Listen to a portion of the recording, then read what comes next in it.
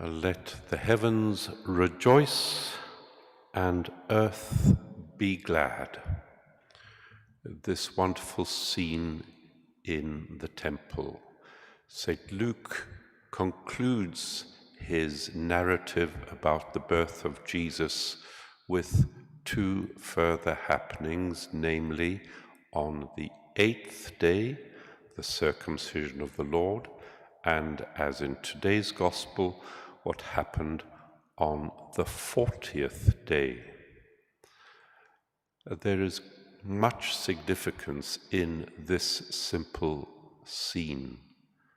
Let me try and pick out just one or 2 points.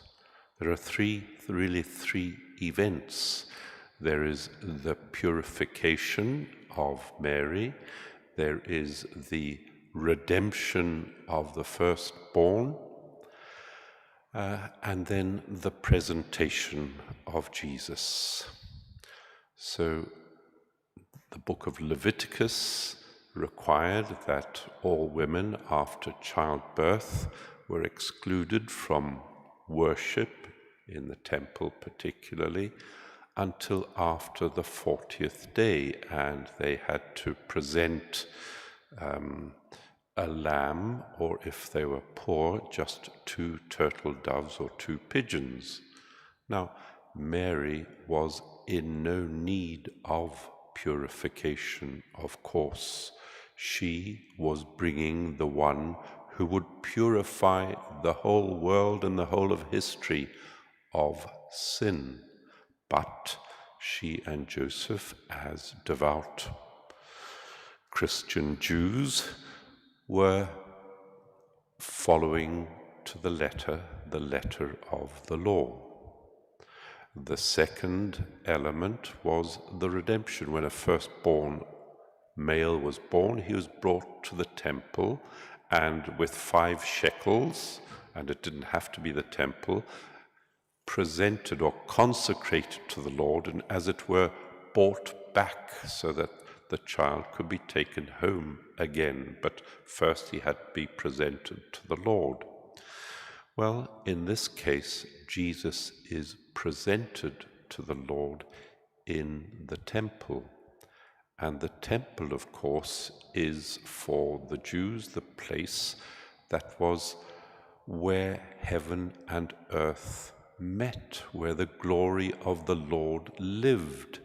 This is where right worship, proper worship and praise of God happened, and where sin was committed, sacrifice made for the expiation of sin. Well, in the case of, and Ezekiel, sometime before this, had said that because of the sin of the people, the glory of the Lord had left the temple, and it was empty now of the glory and light of God. And the pious Jews longed for the return of the glory of the Lord. And here is the child Jesus, the light of the Gentiles and the glory of Israel, being brought by his parents to the temple. But not just 5 shekels and then going away again. No, he was presented, and really his whole life was a presentation to his Father, a self-offering to the Father, a sacrifice to the Father, every moment of his life. And so, as a 12-year-old, you remember, he goes to the temple. Did you not know that I must be in my Father's house about my Father's business?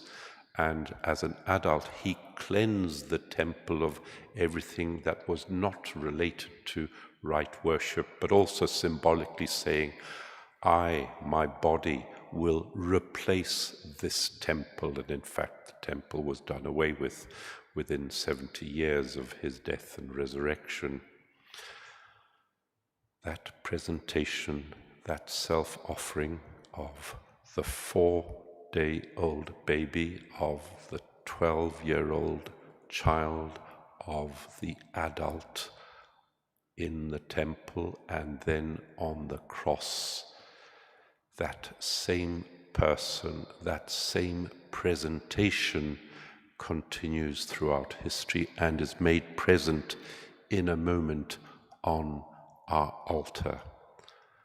Jesus presenting himself and us, insofar as we're united with him, to the Father in expiation for the sin of the world. He has snatched us out of the darkness of sin, and now we live in his light when we're in union with him, and we give glory to God.